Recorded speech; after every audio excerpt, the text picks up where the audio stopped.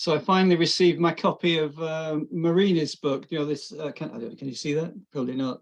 The Dialectics of Dependency. Yeah, fantastic. Yeah, I've been waiting for it patiently. But it's been a while. They've delayed release for quite some time. Yeah. So I'm really pleased. So I wrote something I need to revise because I refer to this theory of super exploitation. But of course, I've been heavily reliant on what other people have said about it because the Marina's book hasn't been translated. So I'm really pleased to be able to get hold of it now and look at everything in the original. Well, obviously it's a translation, but you know what I mean. Yeah. Okay, it is 6:05 now on my computer. Welcome everyone to this evening's seminar of the Center for the Study of Social and Global Justice. It's my pleasure to welcome Dr. Chris Hesketh to give this evening's presentation on valuing space in the modes of production debate, lessons from Latin America. Now, Chris is a reader in international political economy in Oxford Brookes University, but he's no stranger to the University of Nottingham, and he's especially no stranger to the Center for the Study of Social and Global Justice. Yeah, Chris did his PhD quite a few years ago now here at Nottingham University, and of course, during that time, was an active member of CSSGJ. Now, he's published a whole wealth of articles on critical political economy of Latin America with a specific focus on Mexico. I've just got his most recent article here in front of me, which I can highly recommend for reading, Clean Development or the Development of Dispossession, ? The Political Economy of Wind Parks in Southern Mexico. A fascinating account of how kind of green energy goals contradict local self-determined development and actually do result in a development of dispossession. But Chris, perhaps your most important work is clearly the book, published by the University of Georgia Press, Spaces of Capital, Spaces of Resistance, Mexico and the Global Political Economy. So I think that's your key highlight signal publication. This evening, you're going to talk about modes of production. We do it in the usual way. You will have about 35 to 40 minutes for your presentation. And then we have a similar amount of time for discussion, questions, debate. Chris, over to you. Welcome. Thank you very much for such a kind intro, Andreas, and it's great to be back in the CSSGJ and to see some familiar faces in the audience. Many thanks for the invitation to speak today, and I'll very much look forward to your questions afterwards. So let me cut straight to the chase. The term mode of production, I think for some people might grate slightly. There is perhaps a whiff of something old-fashioned, unwieldy, or potentially dogmatic that it might conjure for some people. The author L.P. Hartley once said that the past is a foreign country. They do things differently there. And for some, this idea of a mode of production belongs to a past where Marxists held naive beliefs about the exploitative yet ultimately progressive teleology of capitalist development. And this was already put into question when revolutions broke out, not in the centers of world capitalism, but rather in the periphery. If we fast forward now to contemporary debates regarding social change and concerns of exclusion, then it's debates around intersectionality that we see of having prime importance. Where, for example, do women, ethnic minorities, First Nations people, or informal workers fit within a sociological theory of change? Do these debates, for example, render traditional Marxist theory irrelevant? Well, what I hope to show in the presentation today is that contrary to a perception of a mode of production analysis being perhaps stale, it is in fact more precise in its understandings than rival social theories. And perhaps also contrary to which image by some, it's able to speak to contemporary social struggles beyond the ivory tower rather better. It's inspired in particular by three scholarly developments. First of all, I would say that there has been a major renewal in debates surrounding the concept mode of production, which I would possibly trace to Jairus Banaji winning the Isaac Deutscher Prize in 2011. And there have been major contributions by scholars from the University of Nottingham, including Tony and Andreas, whose work I found important for this particular piece. Secondly, there have been passionate debates about understanding core periphery relations in relation to capitalist development among Marxists, post-colonial theorists, and decolonial theorists. Finally, it's been argued that beyond simply mere opposition to neoliberal development in Latin America, there's been a major revival of Marxist theoretical perspectives and practices. However, in relation to that latter point, despite some diverse work using the concept mode of production, there's been little attempt to systematically look at major Marxist thinkers and their usage of the term, which also, in turn, provide an interesting take on core periphery relations. And that's something that I want to correct for in this presentation by looking at the work of Jose Carlos Mariátegui and René Zavaleta, two of the continent's most important and original Marxist thinkers. In exploring their work, I want to offer three distinct contributions. Firstly, to move the concept mode of production away from its fairly Eurocentric moorings. Secondly, to displace what I see as the largely temporal character of the debate that asks the question, when was capitalism? To instead give it a more spatial rendering by asking, where is capitalism? And finally, to use their writings as a tool to examine historical and contemporary social formations and provide an assessment of the contemporary lines of struggle. The structure of my argument is in three sections. So firstly, I'll just briefly introduce the concept mode of production, highlight what its importance has been, and what the contours of debate are around it. Secondly, I'll show how Latin America has been inserted into this debate, and more importantly, why this has mattered politically, why it went beyond simply the ivory tower.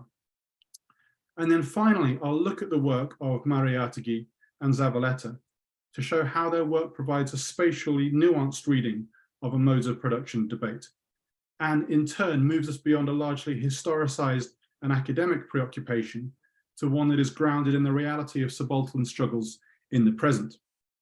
And I would say that the latter is especially important in a period where either the right has returned to power in parts of Latin America, or the institutional left has had a dubious record in providing transformative social relations.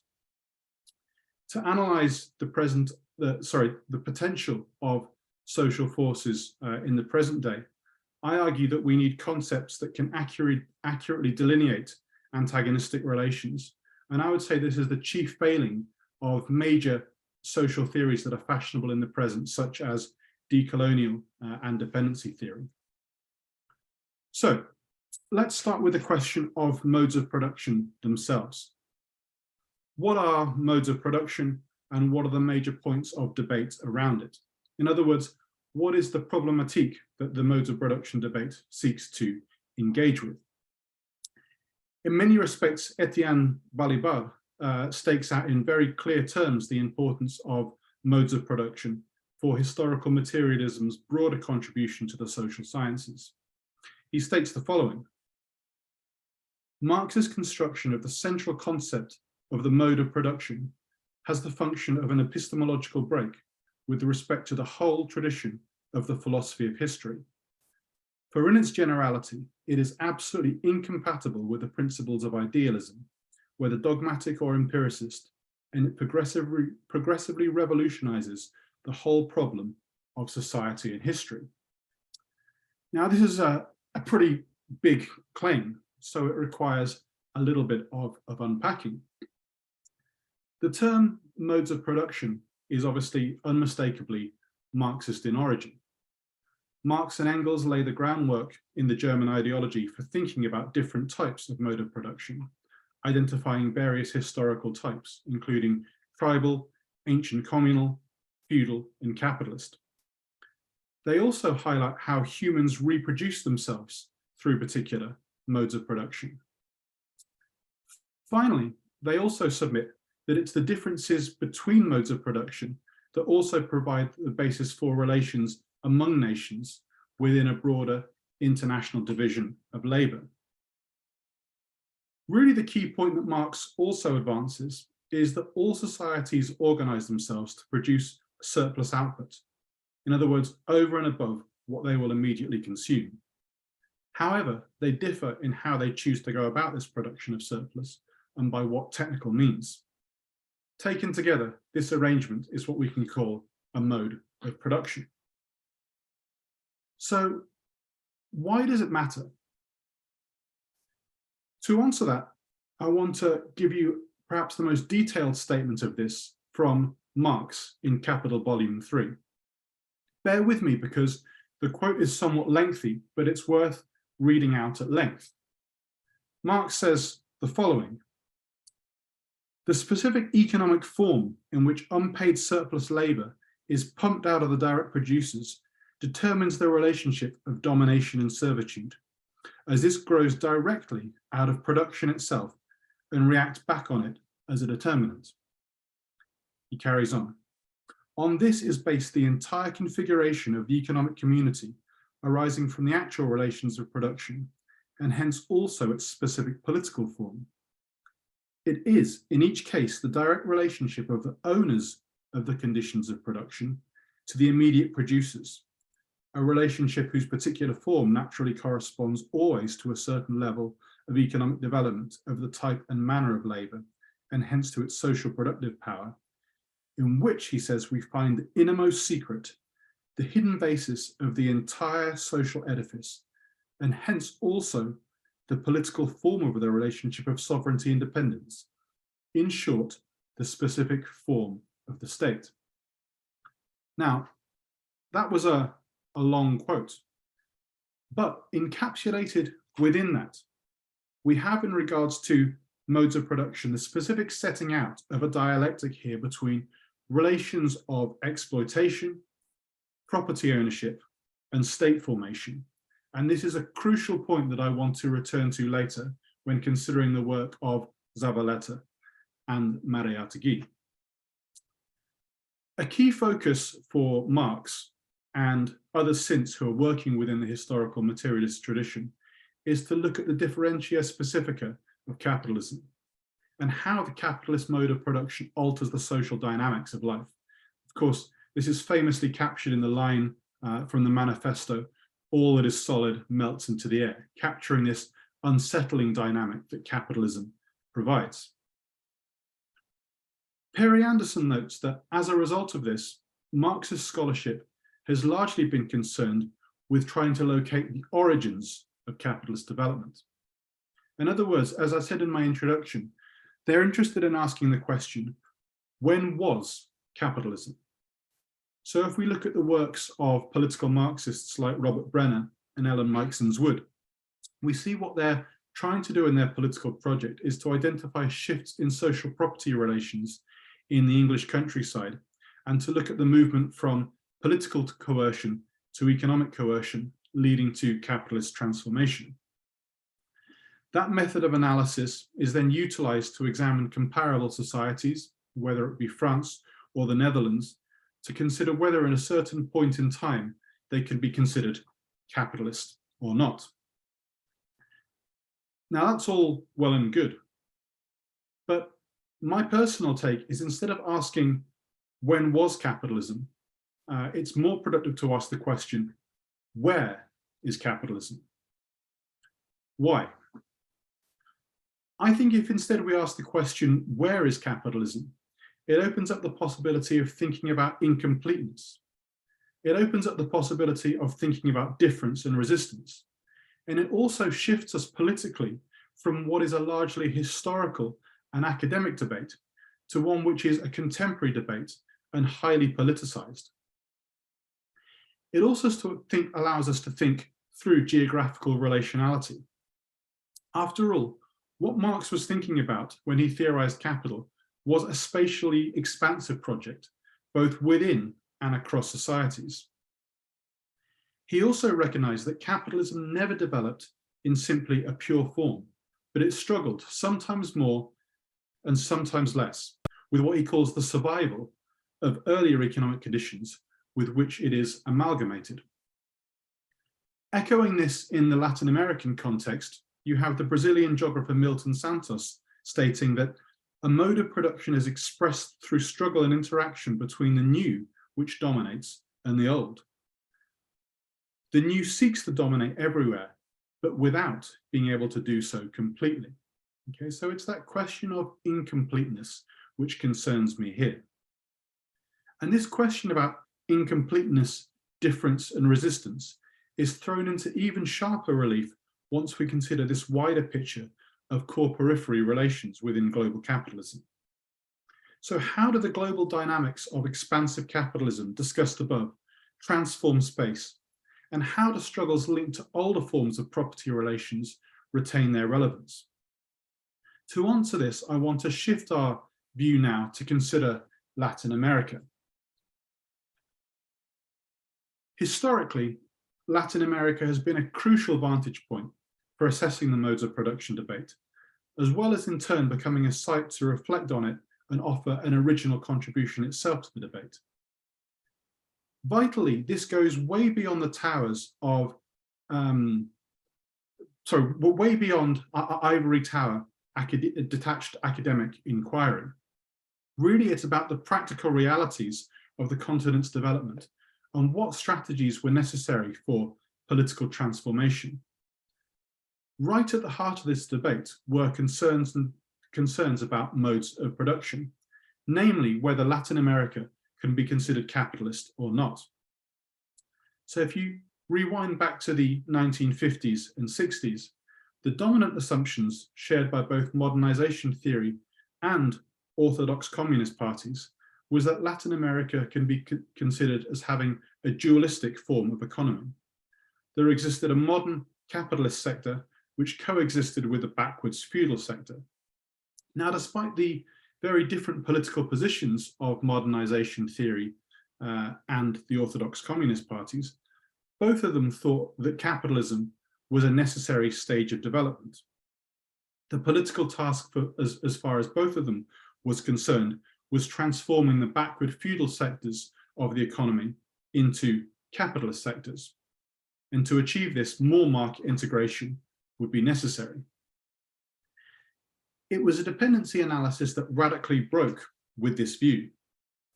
Rejecting the so-called dual society thesis, where there existed pristine, untouched forms of feudal social relations, Andre Gunder Frank, for example, argued that the capitalist mode of production dominated the spatial totality. In other words, what appeared at first glance to be backwards feudal relations pertaining to Latin America were not original untouched spaces, but spaces that had been transformed through their interaction with global capitalism. In other words, these weren't undeveloped spaces, rather they were spaces that had been produced by the development of underdevelopment. Power relations between core and periphery thus actively constructed this form of social space. So in Gunder Frank's analysis, Latin America was a constituent, if peripheral part, of the capitalist mode of production. Now, it's vital to stress here that this dependency analysis was a directly political intervention that sought to change political praxis. Their view implied that it was precisely the links that were established with global markets since the time of colonization and continuing into the present via the extraction of wealth that created the continent's subordination. Therefore, the political task to overcome this problem of underdevelopment was to de-link from the global capitalist system, as it was this system that prevented development from occurring. However, dependency theory came to be subject to a whole range of critiques, and I'll limit myself to just two of these here. The first objection was whether the concept of capitalism itself within dependency accurately reflected Latin American society. Ernesto Laclau, still a Marxist at this time, argued that the dependency analysis mistook the broader economic system in which the continent was embedded for the specific mode of production that pertained within various countries. He claimed that Gunder Frank's conception of capitalism was far too loose and conflated relations of exchange with production and surplus extraction. And defining the relationship of exploitation for Laclau thus became a hallmark for understanding the broader mode of production. As extra economic coercion pertained in most of Latin America, Laclau therefore concluded that modes of production were articulated simultaneously, yet within a much broader economic system in which they were interacting and reinforced. The basic point to take from this is that whilst global capitalism might undoubtedly be serving as a powerful external force, the character of most Latin American societies in terms of the basic rhythm of life was engendered by the labor systems and forms of surplus extraction, which were still largely based in servitude rather than free wage labor. Secondly, dependency theory became critiqued for its broader political project. Neil Lazarus, for example, claims that the shift in vocabulary from class to nation and capitalist social relations to core periphery or first and third world social relations, which characterize the dependency problematic, had as their consequences the blurring of our understanding of agency and imperialism. Robert Brenner, meanwhile, stated that if the main problem was not exploitation per se, but unequal exchange, then it undermines the basis of unity amongst revolutionary movements and instead provides the logic of autarky rather than socialism. Dependency theory, for the above and other reasons, came to be starkly seen by one scholar as the unhappy progeny of what has been described as vague Marxist ideas coupled with Latin American bourgeois nationalism. Whilst I think this judgment is perhaps too harsh, there still remains a gap to fill. And this is really threefold. Firstly, to identify with accuracy Latin America's relationship to colonial societies vis-a-vis an overarching mode of production. Secondly, to theorize how since this time spatial transformations have occurred across the continent. And thirdly, to reflect on how such an analysis can provide resources for thinking about radical possibilities in the present. And it's my contention that the work of José Carlos Mariátegui and René Zavaleta can be highly fruitful here. I will also try to show how they're able to provide much more nuanced perspectives than rival social theories in the form of both dependency and decolonial theories. So historically, Latin America has been a vital site from which important and original contributions to the modes of production debate have been made. And indeed, modes of production constitute one of the most important debates within Latin American Marxism more broadly. This has included, for example, debates on state autonomy, the role of the state as a creator of communal class processes, and debates around super-exploitation and sub-imperialism. In my view, Mariátegui and Zavaleta provide three major contributions to the modes of production debate, vital for comprehending Latin American reality. Firstly, they situate the position of colonial and post-colonial state formation within the wider totality of social relations, but do not succumb to a pan-capitalist thesis, as dependency theory does. Secondly, in doing so, they do not dismiss the geographical specificity of concrete social formations, showing how Latin American societies are constituted by multiple modes of production that are intrinsically linked to the contradictions of colonization and the world market. And finally, I would say that they provide a nuanced account of agency that is resultant from the heterogeneous societies that they comprehend. Crucially, with regard to this latter point, it integrates a core racial component in the form of indigenous social forces. This, I would say, is a vital corrective to otherwise path-breaking work by scholars such as Alain de Gendry, who almost completely allayed any mention of indigenous social forces. Although both of them use universal categories found within Marxist vocabulary, these categories are often developed via their encounter with local reality. Furthermore, I would say that their work prefigures important debates on the production of space and indeed racial capitalism that have gained such traction within recent years within Western academia. So let's consider now the work of Zavaleta and Mariátegui. Firstly, their contribution to understanding the colonial character of Latin America. Now, in highlighting this contribution, I think it's really important to juxtapose it to other social theories of dependency and decolonial theory, as I already mentioned. For both of the above theories, both capitalism and modernity are often traced to the colonization of the continent. Now, in my view, this is a fairly unwieldy claim that succumbs basically to a pan-capitalist thesis that says that capitalism has always been present, but without any real conception of what capitalism actually is or where the impulse for colonization came from. It therefore translates into a fairly blunt instrument for analyzing contemporary forms of antagonism. In the writings of Mariátegui and Zavaleta, they both note that colonization clearly overturned an indigenous social order and subjected Latin America to the influences of the metropole.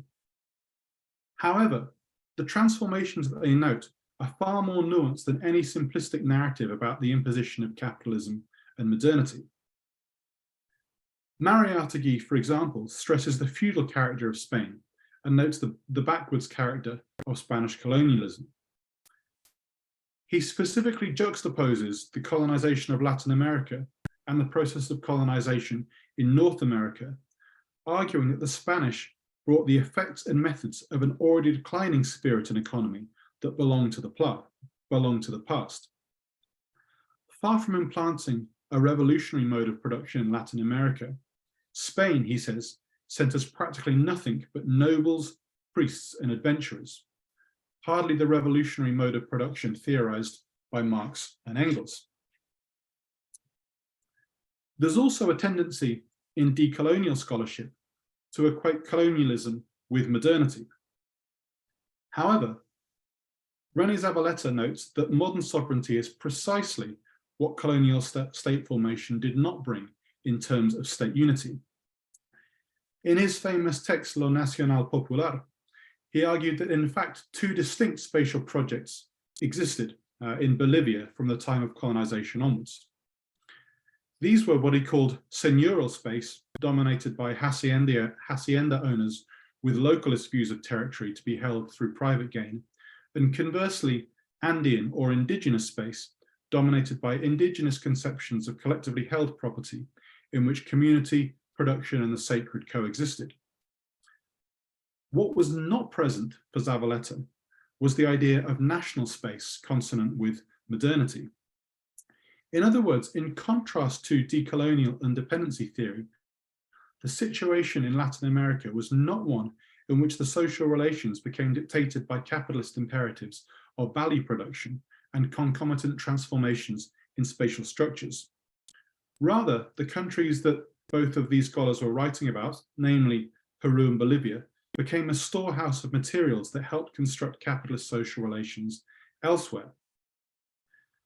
Latin America, in other words, was imbricated in the construction of global capitalism without its own space necessarily becoming capitalist in terms of the rhythms of life. Unpacking this point further, René Zavaleta argues that this was linked to a broader lack of intellectual reform in Latin America, which continued the focus on territorial acquisition as the primary basis of wealth creation. Their analysis of colonialism also predates contemporary analyses of racial capitalism. Mariátegui and Zavaleta simultaneously show that the extraction of natural resources helped propel capitalism elsewhere, but the racialized character of exploitation found within Latin American colonial societies, in other words, a project constructed against the indigenous population, impeded internal capitalist development and instead reinforced feudal relations of subservience.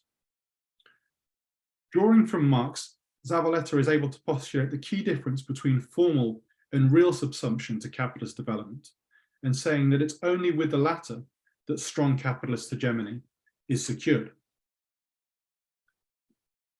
The second major contribution of theirs is about post-colonial social formations. And the key point that both of them raise is that Latin America is made up of multiple modes of production as the basis of reality. This entails thinking of societies not as singular, all-encompassing modes of production, as the dependency and decolonial analysis would imply, but rather as a socio-economic formation, which is generally defined as the articulation of various modes of production. In their analysis, there are three key modes of production that can be identified within the social formation. These are the non-capitalist communitarian, the feudal, and the capitalist mode of production. Now, whilst this idea of multiple modes of production is very much present within the work of Mariátegui, it finds an important new form of conceptual vocabulary within the work of Zavaleta, who uses the term abigarrada or abigarramiento to refer to this multiplicity within a single national territory. So why does this matter? In the quote that I gave you earlier from Marx Capital Volume 3, he stressed that the character of the state is derived from the manner in which surplus is extracted within society. With this stress that they both have on multiple modes of surplus extraction, albeit with capitalism being dominant, this gives a peculiar character to the state in Bolivia and Peru, and by extension, other Latin American societies. Whereas the modern state seeks to homogenize space and claim sovereignty over it, this is simply not possible in the case where multiple modes of production exist. Zavaleta thus notes that particularism remains a vital feature of territory within Bolivian life. And he says this is because every valley is still a nation in which diverse languages and customs remain. The end result of this is that rather than having an integral state, as theorized by Gramsci, what you have in the Latin American context is an apparent state. In other words, space, although formally claimed by the state, remains non-socially incorporated, and the hallmarks of capitalism, like representative democracy, which are vital to the functioning of formal equality before the law, simply do not gain the same traction. Hegemony in the Gramscian sense of the word remains fairly weak, as from colonization onwards, the state is built upon the exclusion of indigenous peoples.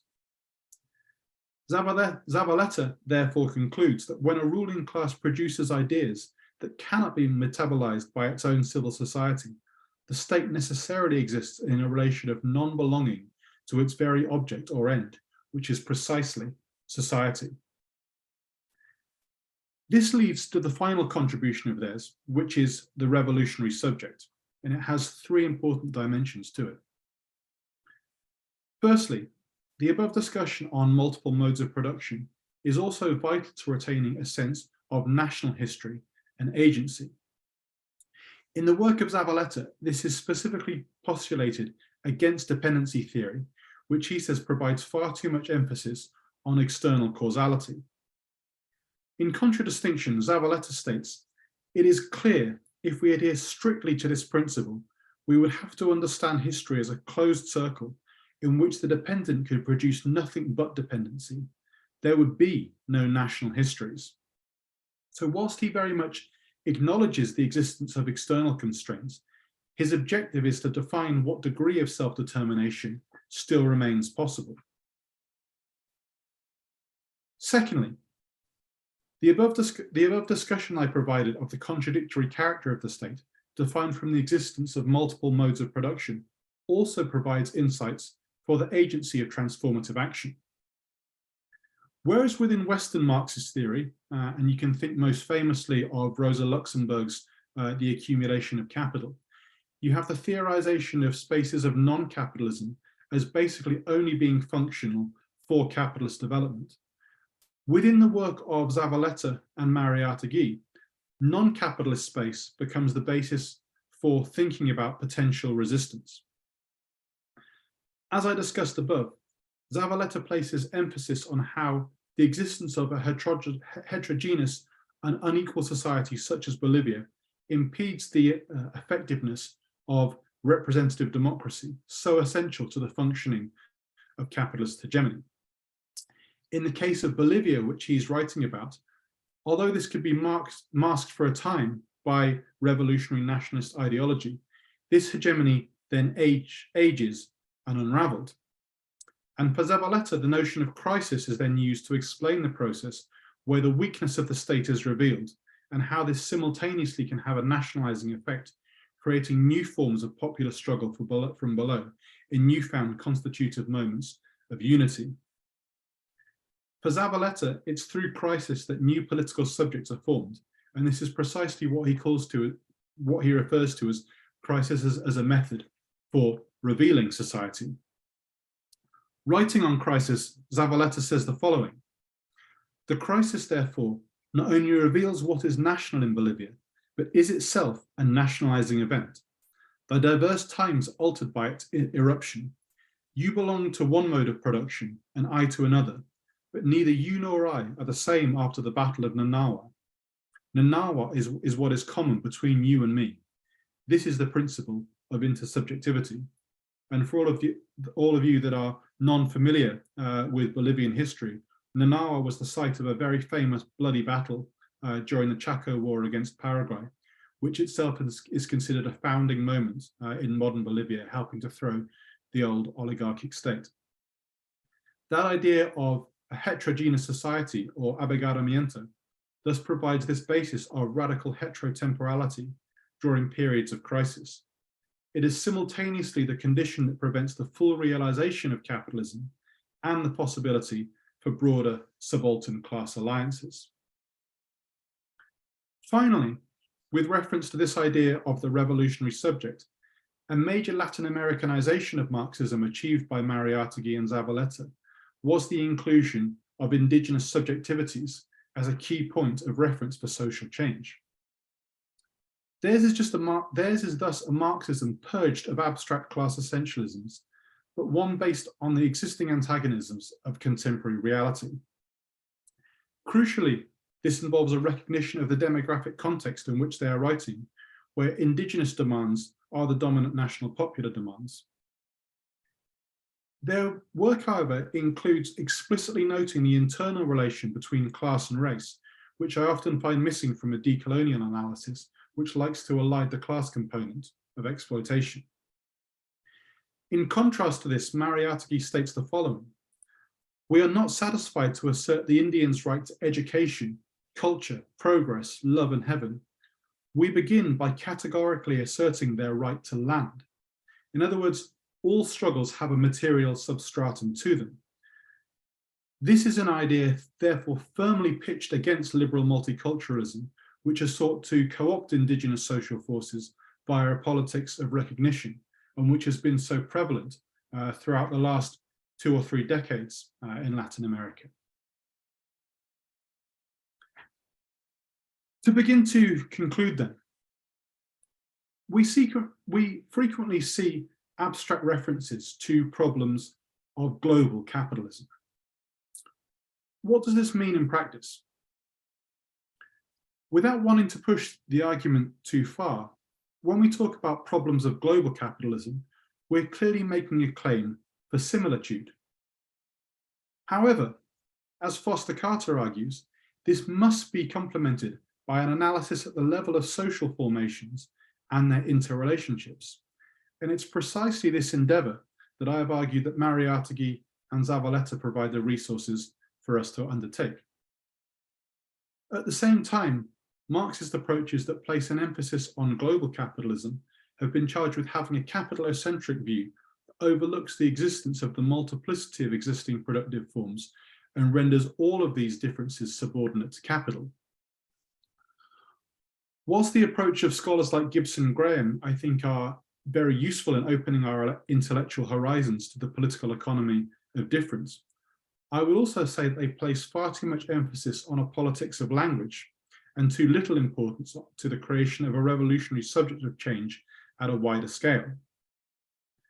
Mariátegui and Zavaleta, by contrast, provide a more nuanced approach. They not only recognize the plurality of existing social forms and the incomplete nature of capitalist hegemony, they also recognize the need to create a collective political subject grounded in the unity of diverse forms of subaltern exploitation found within Latin America. Now, at the beginnings of the 21st century, for many of us on the left, Latin America was an emerging beacon of hope. Not only was there resistance to capitalism in its neoliberal guise, there was also talk of 21st century socialism being created as well. However, it's fair to say that this optimism has waned. Instead, over the last decade or two, the continent has become home to the site of the largest volume of extractive conflict anywhere in the world. Governments of both a right-wing and a progressive persuasion have converged around a model of resource extraction as a form of development, in turn reinvigorating analyses of dependency theory. Concomitantly, we've also seen a major upsurge in indigenous activism and political visibility. Yet despite this visibility, the reality has often involved either defeat or a compromise with institutional power, without a realization of many of the major demands of indigenous social forces, namely that of territorial autonomy. This, I would say, entails a need to think about contemporary modes of exploitation, where the fault lines of antagonism exist and what the radical possibilities for alliance formation are. Rather than simply uncovering an interesting historical past, I would say that Mariátegui and Zavaleta can be read as vital contemporary resources for the present. Theirs is an approach grounded in the broad language of Marxism, but developed and given meaning through the geographical specificity of their own realities. There's clearly still much to debate, and Latin America hasn't remained static since these authors wrote their famous texts. Categories like the nation or the national scale in particular remain in flux, as contemporary debates around plurinationalism, I would say, would attest. These thinkers then should not be thought of as dogmatic creeds to apply mechanically, but rather as providing a living theory that we can draw from. Mariátegui himself famously once remarked on the open-ended nature of struggle, noting that we certainly do not want socialism in Latin America to be a copy or an imitation. It should be a heroic creation. We have to give life to Indo-American socialism with our own reality, in our own language. Here is a mission worthy of a new generation.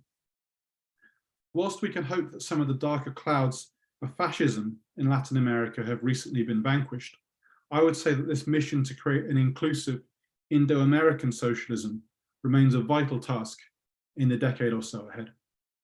Thank you very much for listening, and I look forward to your questions and engagement.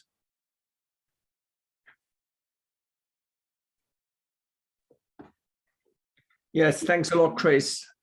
Fantastic, powerful demonstration. Yeah, fantastic presentation. Good timing. We still have quite a bit of time for debate, for discussion. Who would like to start us off, please?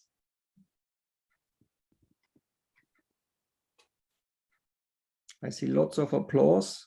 That is good. Yeah, rightly so. And Atan has his hand up. Atan, over to you. First of all, it's always a pleasure and privilege to listen, Chris. And as usual, I'm very much informed, and it was brilliant. So thanks a lot, Chris. And it was great to see you all as well. Maybe a question and comment, a mixture. The first one is about the focusing on the dependency theories and only focusing on the one part of the school or one side of the school, right? The Prebisch and Cardoso school, right? And Tony was showing us Marini's book, and there is this Marxist dependency school as well, right? Particularly after 50s and 60s, Marini, Teotonio dos Santos, and Vania Vambira.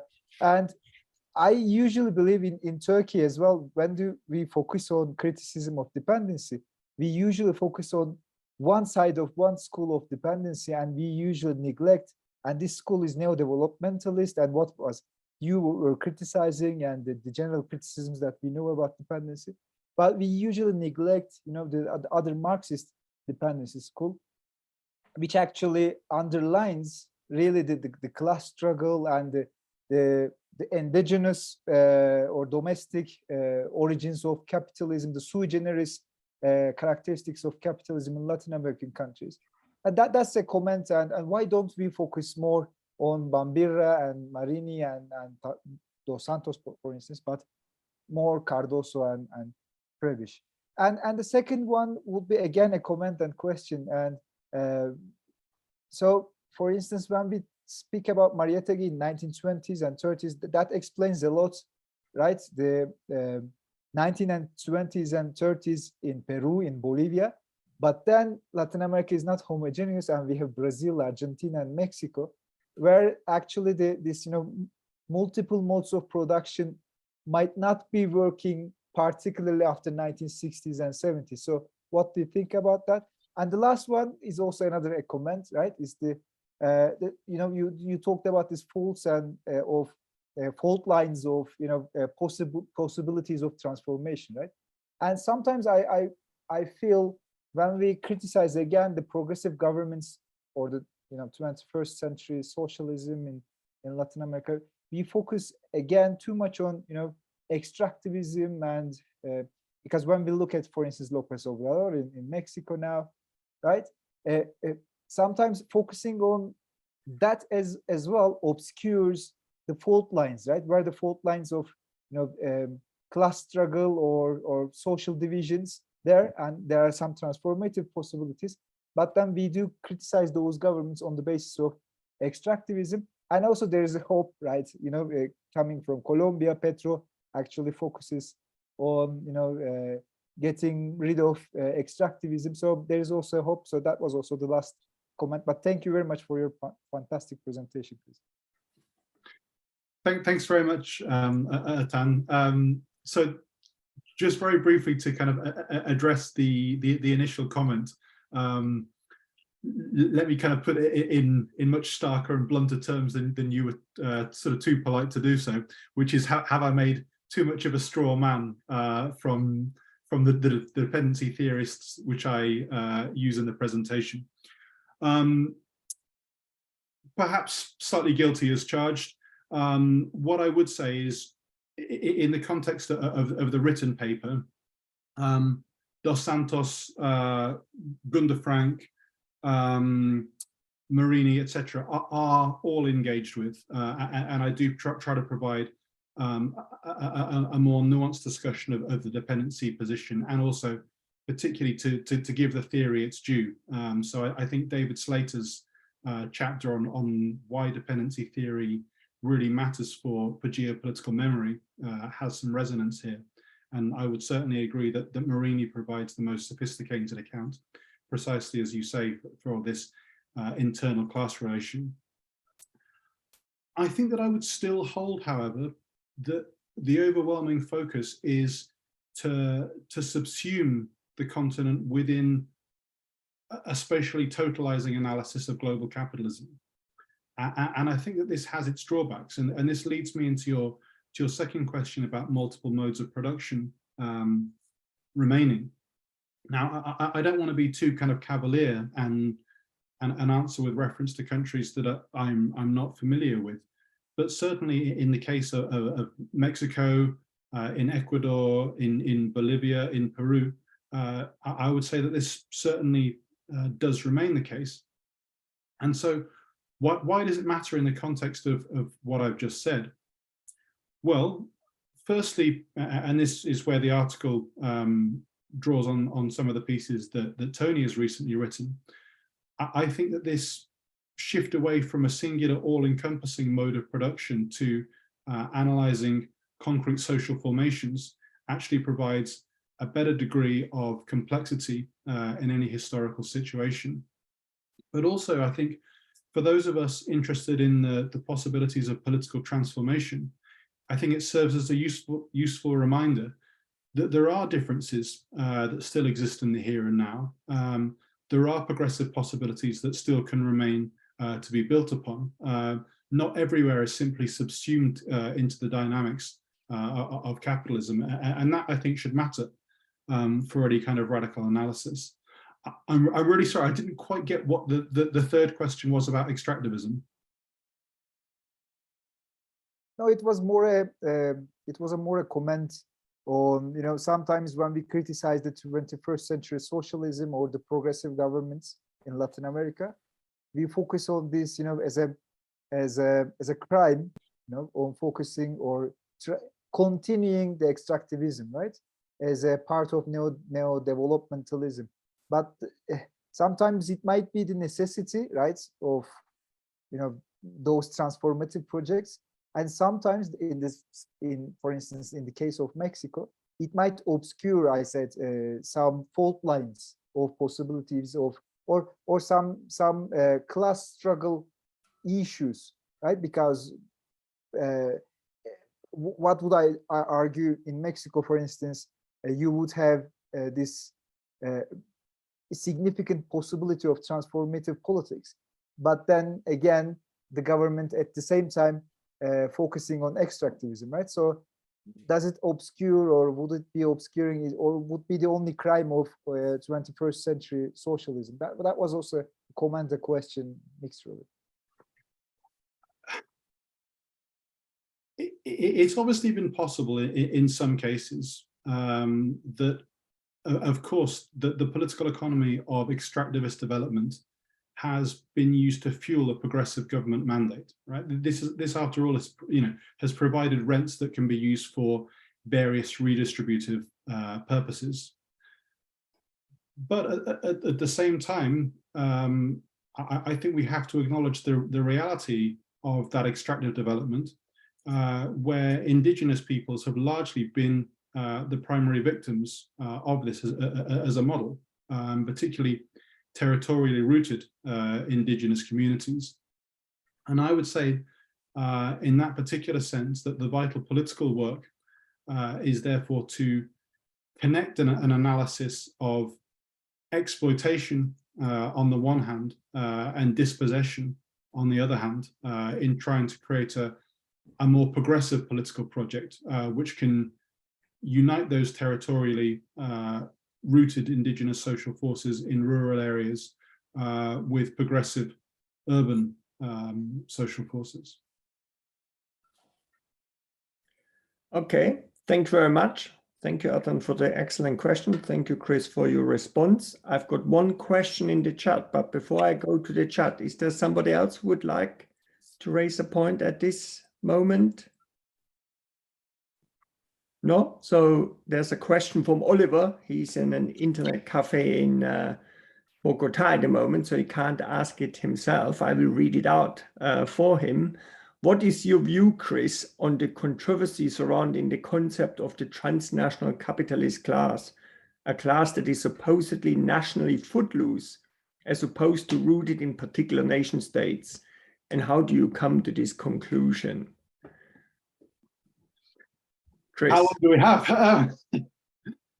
I don't think there's a short and succinct answer necessarily to this question, other than to kind of, in very broad brushstrokes, say, of course, transnational capitalist class formation has been empirically, something that has taken place within Latin America since at least the 1970s. It has clearly had a transformative effect on the state as well.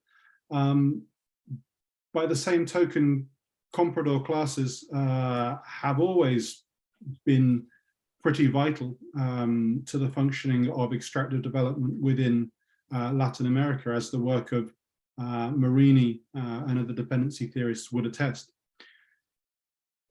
But it's not the only relation taking place, and that's why I would stress that this focus on multiple modes of production remains important for complexifying this picture. So I don't think any simplistic narrative just about transnational capitalist class formation captures all of the different nuances of exploitation and resistance that are taking place right now in contemporary Latin American reality. Good. Still a very succinct answer to a big question. Thank you, Chris. If there's no hand up, then I would take the opportunity and ask a question myself. So Chris, you emphasize strongly this idea of several parallel modes of production coexisting at one and the same time. You referred to Tony, but if I understand, Tony's work is more that there's one capitalist mode of production, which, however, consists of several forms of labor exploitation. So you have a capitalist mode of production when the dominant form of exploitation is wage labor, but there will also be other forms of exploitation coexisting with that. And I think in a way that also allows you to capture the complexity of concrete existing social relations of production, but it also allows you at the same time to highlight the kind of fundamental dynamics, the structuring conditions of the capitalist mode of production. Or is that then very similar to your understanding? Or would you still emphasize the idea of several parallel modes? And in what way would give that you some kind of additional analytical leverage to this idea of one mode of production, but several parallel forms of exploitation? So we're in danger here of talking about Tony's work while Tony lurks in the corner. I think there's a very small misunderstanding here between what I think both Tony and I would agree on here, which is the difference between social formation and a mode of production. And I would say that what we could agree on is that there is a dominant capitalist social formation, but contained within that broader capitalist social formation, there exist multiple modes of production. This referred to by both Marx, Lenin, etc., as the modal pattern, and this is crucially what Zavaleta and Mariátegui are basically getting at. That sure, capitalism provides an overarching field of force and influence. That they don't doubt that for one second, but what they're trying to say is that all of reality is not subsumed by that form of capitalism. There remain localized peculiarities and localized histories. So, and that's in that subtle distinction that I draw upon between what Marx refers to as formal versus real subsumption. So there can be a broad influence, which is formal subsumption, but not real subsumption in the form of capitalist imperatives fully taking over industry and making them subject to the production of relative surplus value.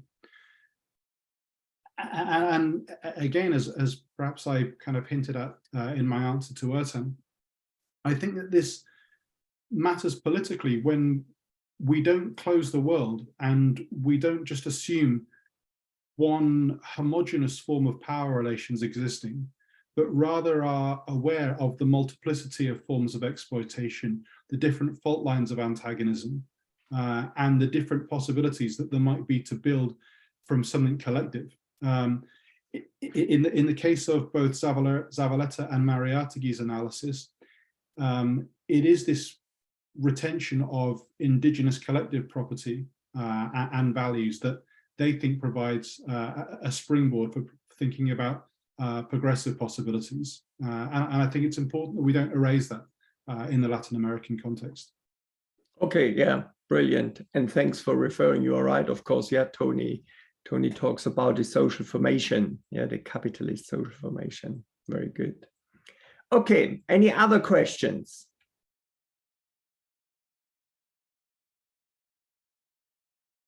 Would you like to come in, Tony? Over to you. switch my microphone on. Lower man. I'm tempted to respond to that, but I won't. Yeah. So I'll just ask something that occurred to me listening to the paper. So thank you very much for that, Chris. I really enjoyed it. I like structure, so I quite appreciate somebody who structures it. I don't have to concentrate too hard because you lead me by the nose through without me having to say, hey, why is he talking about this now? I wasn't expecting it, so I'm very grateful for that. So I was just I picked up on this point that you made about the fact that if we introduce the idea that there's several modes of production present in a particular society, that has to influence the way in which we think about the state and the role that the state has to play in that society. And I think that's true, of course. I quite like that, but it led me to think, well, but that also has implications, of course, for the class structure that the society or the social formation in question, because of course, one way of thinking about classical Marxism is that in a capitalist society or social formation, the state promotes the interests of the ruling class, which of course is a capitalist class. But if it's true that there are several modes of production, and for each mode of production there's a dominant class, this in a way sort of problematizes the very idea of there being such a thing as the ruling class or the capitalist ruling, as it was a sort of smooth, unified, homogeneous, internally undifferentiated entity. I mean, if we acknowledge the possibility that there might be several modes of production, I think we do actually have to rethink what we mean by the idea of the ruling class. So I think this is what somebody like Nikos Poulantzas has in mind when he talks about a power block. I mean, I don't like the phrase myself, but the point is he acknowledges the need to come up with some term or other which captures that complexity and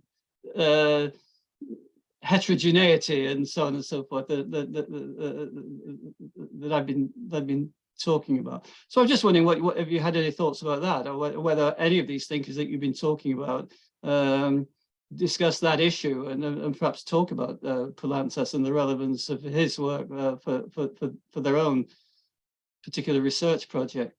So that was one question. So that's perhaps a bit of a mouthful. So if you want to respond to that, and I'll ask you another one in a minute. I'm quite happy to do that. Sort of. I can take both. That's fine. All right. Okay. So the other one was sort of the other side of the coin to the first question in a way, because of course, if you assume that there's several modes of production in play in a particular society, social formation, that changes the way you think about let's call them the superior classes in that formation. They problematizes the notion of a ruling class. But also, of course, it forces you to have a rethink about the subordinate classes within the same formation. So it raises the issue of just as there's no one unified homogeneous ruling class, so also there isn't one unified homogeneous subordinate or exploited class either. You've got numerous subordinate classes, and that just raised the interesting question, I think, about that Gramsci was obviously very interested in, the idea of, well, how can we unify those and come up with some sort of positive force which will challenge critically the power relationships of the existing social order. And of course, some people focus very much on the concept of the people, or populism. And I think Gramsci probably would have done as well. So you mentioned nationalism in that connection, but you didn't mention populism. So my question is, so does the notion of populism have a part to play in the writings of the people that you're talking about? I'm not familiar with them at all, so I just don't know. I'm quite keen to be educated on this. Yeah. So how to kind of take these. So in relation to the influence of Poulantzas and whether they discuss him, the simple answer to that is no, precisely because Mariátegui is writing in the 1920s. Right, okay. Yeah. And likewise, Zavaletta's largely writing prior to the kind of major publications of Poulantzas, but his major kind of Western Marxist influences are Gramsci and later Althusser, basically. But I think that point you write about, well, where does that leave the state, the power bloc? What Gramsci would basically see as the problem of hegemony, is exactly kind of Zavaletta's problematique, if you like. He's precisely saying that you don't have an integral state because you don't have an easy correspondence between class domination and the subject of that interpellation. Instead, you have what I referred to earlier as non-socially incorporated space, where you have the retention of collective land and localized political authorities within that. You have landowners still basically claiming jurisdictions over their own forms of fiefdom, and then the attempts at what would be seen as a modern capitalist state, all of which basically contributes to what he would see as the inherent weakness and contradictions of the modern Bolivian state, that was never able to socially incorporate the vast majority of the people in any kind of, whether you call this a hegemonic project or a populist project, precisely because of this racialized component. This is a state built on the exclusion of the indigenous, not a hegemonic project that seeks to incorporate them. And of course, within that, you do have a major period of class transition. So, for example, you would have former oligarchic hacienda owners being converted into capital-intensive, export-oriented, modern farmers, and so on. But nevertheless, the state always existing in this highly brittle and contradictory fashion. And that's why he wants to kind of use this idea of multiple modes of production as a means of generating crisis to reveal that very weakness of the state and to replace it with something new.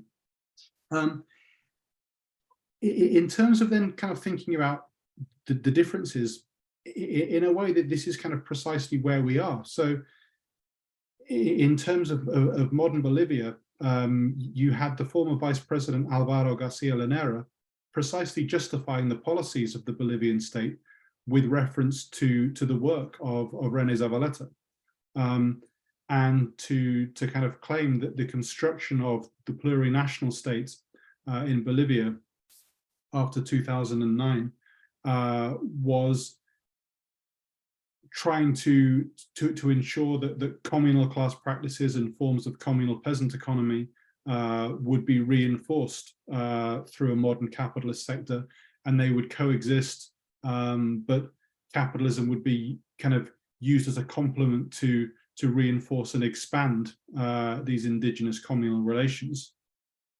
However, this precisely runs into the problem that I was trying to articulate in my response to Ertan, that it's a project which sees still a highly centralized and nationalizing state as the center of accumulation, and the way in which its material basis was constructed was precisely that of natural resource extraction.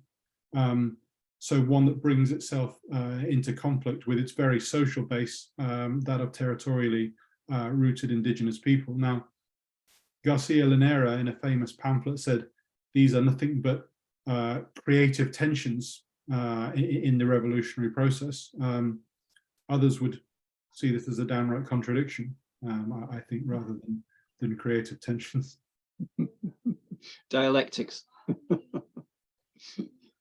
Brilliant. Thank you. Elif.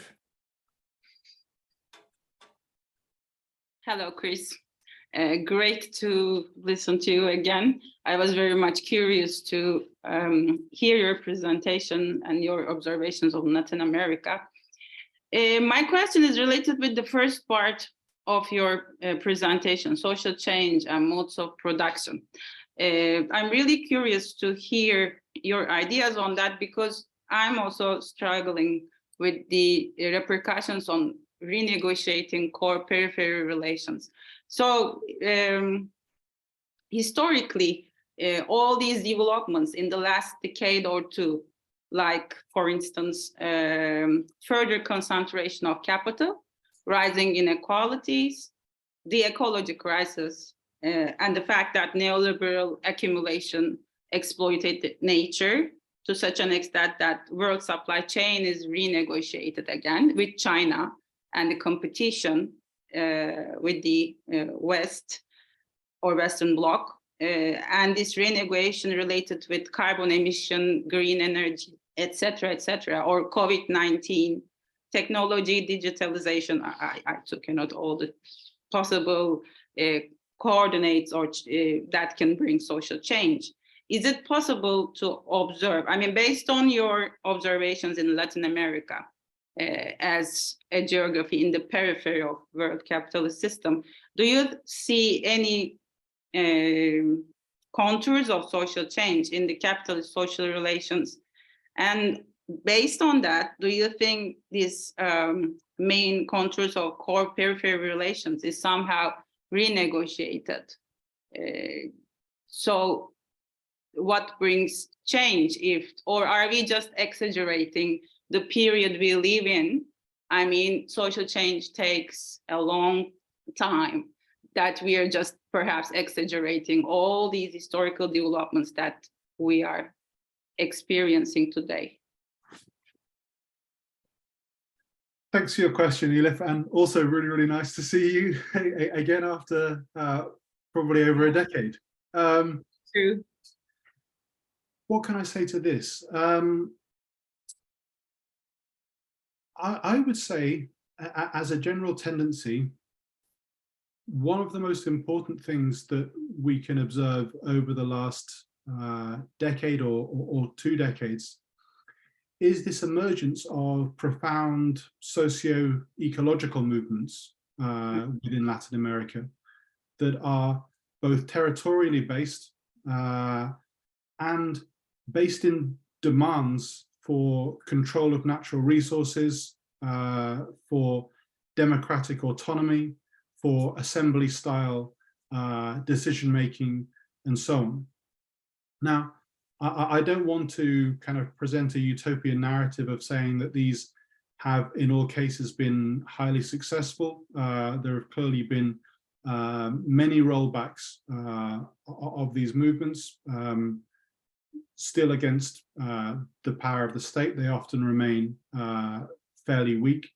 But the way in which they've sought to, try to use localized examples, but coordinated both at a national and transnational scale, I do find deeply inspiring. And I do think this raises the question both of whose knowledge we value and in which way knowledge tends to flow. So if we kind of take a step back and kind of look at the history of Latin America, whether it's over the last 100 or the last 50 years, there has been this constant assumption that Latin America has to learn from the dominant power centers, whether that be in the form of modernization theory, whether that is in the form of neoliberal development, and so on. It seems to me that actually we in Europe, the United States, or wherever, actually have a lot to learn through social struggles in Latin America, and trying to think of knowledge flows the other way around, of prioritizing values of the control of localized space, of those assembly style decision making, of the rotation of political positions of power, of the recall of those in positions of political responsibility, and so on. So that's where I would locate hope. I would also kind of point to the proliferation of radical urban movements as well, in the form of social trade unionism in places like Argentina, for example. What I still think needs to happen is, and as I replied in in a previous question, is the coming together of those dual movements of dispossession on the one hand and exploitation on the other. And there are some tentative moves towards that, but in terms of a broader political project, I think that is still a work in progress. Okay, thank you. Thank you, Chris. Do we have anyone, or alternatively, I would come in with a second question. So, Chris, it has become quite fashionable just to dismiss social property relations approach within Marxist circles, brushed aside very easily. You don't do that.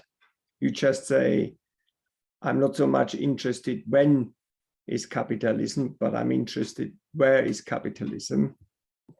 Personally, I think actually it's absolutely essential, the social property relations approach, because otherwise we won't understand where does this incredible, relentless dynamic come for constant outward expansion of capitalism. Yeah, and I think in the social property relations approach, should this focus on how not just workers compete with each other, but also capital competes with each other for market share. That's where this dynamic is rooted, this outward expansion.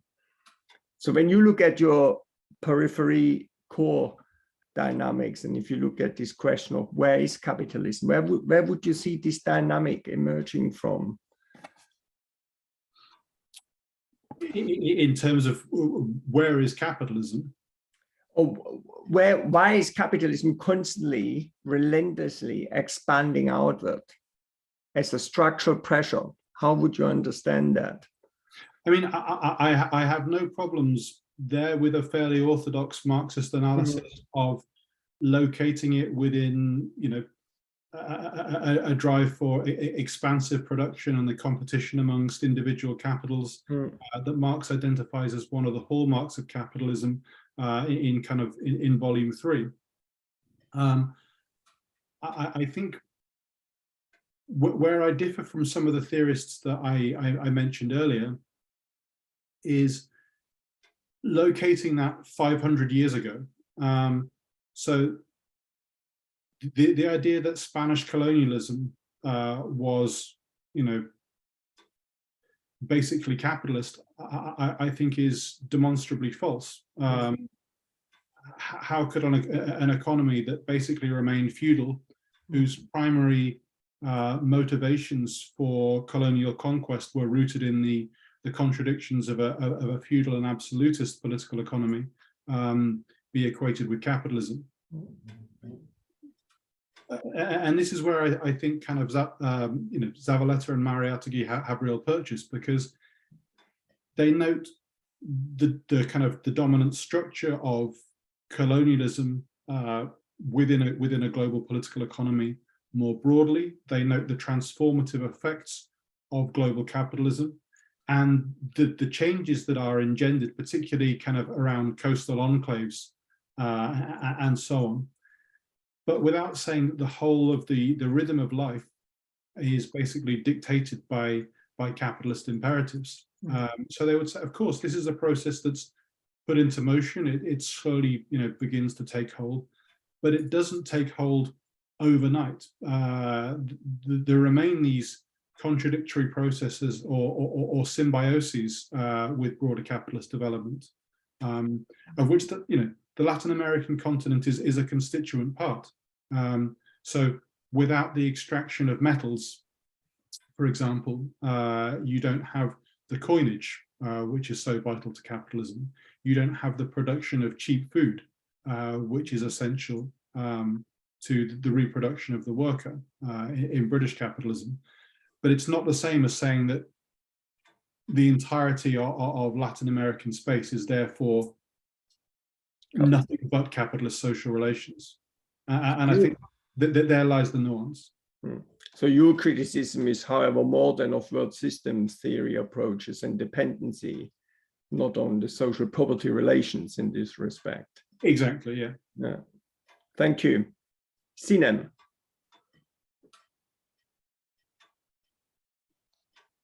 Hi. Hello. Well, it's really interesting, Chris, to listen to you, because I'm not an expert on Latin America, and that's why I want to listen this process from you. But I can, as I'm not very familiar with the Latin America specifically, to just have a specific general knowledge, but not specifically. But what I thought that in many cases, Latin American countries and Turkish politics is really close. And I started think of that the relation of the Latin American countries with European Union, because we always look the case from how everything is the neoliberal restructure in Turkey in line with the EU membership. So I started to think of that, for instance, about Mercosur or many other agreements. Just they have EU-Mercosur relations, or in from many contexts they have specific relations. For instance, I wonder the status of the civil society, because in Turkey, for instance, in our relations, yes, in order to promote, human rights and democracy, just EU gives some fundings, and as far as I know, that also they have this sort of relationship with the Latin American countries. But these fundings, indeed, what is one of my study of areas, that depoliticized civil societies.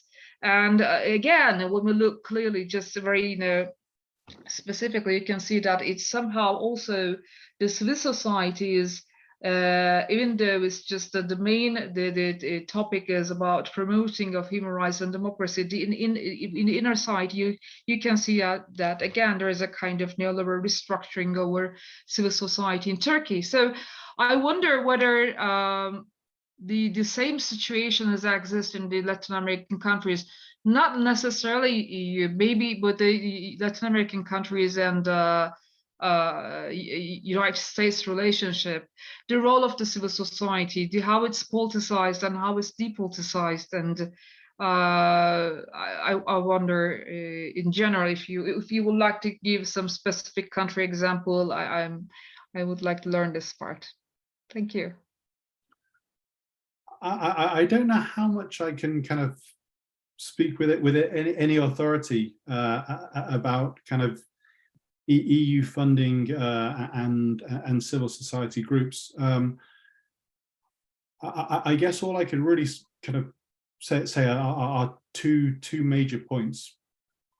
Firstly, historically, there was an absolute explosion of non-governmental organizations, largely after the 1990s. And what you see is the decline of traditional trade unions and the preferred method of engaging civil society being done via these non-governmental organizations. Now, certain very critical scholars, people like James Petras, basically see these NGOs as little more than kind of agents of imperialism. I have to say, from my experience, the picture's a little bit more complicated than that, in the sense that I know of a whole variety of incredibly radical civil society organizations in various countries that I've worked in that will very happily take some funding from the EU, so that they will, if you like, draw upon the broader capitalist economy, and they will use it in a rather different and subversive manner from which the funds were intended. And I think that that is a little bit a part of the the complex economy, as kind of Gibson Graham would see it, that although there may be a certain intent to all of these forms of funding, that doesn't mean that that is indeed the end result, and it doesn't mean that these organizations lack their own forms of agency to engage and ultimately subvert this political process for their own ends. And I'm not saying that that's always the case, but I still think that there remains scope for different organizations to do that. Okay, thank you. Thank you very much. So we've got 2 minutes left. If there's a final thought or perhaps Chris, you want to make a final statement, but I think this brings us to the end of our seminar. Tony, yes, one final point.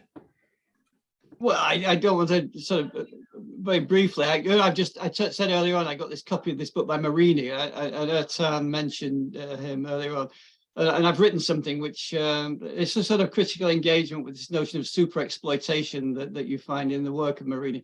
So I'm just wondering what you thought about this concept of super exploitation. Do you have an opinion about it? But briefly, I don't want to give you a hard time. So. And say no if you don't. Question to finish off on. Yeah. Sorry. No, I mean, I think this is probably Marini's most important contribution to dependency debates. For those people who are kind of not familiar with Marini, his basic claim here is that Latin American workers end up being remunerated below the value of their work. In other words, below the value to socially reproduce themselves. And the reason for this is Latin America becomes a food exporting center necessary to the production of relative surplus value in capitalist centers like England.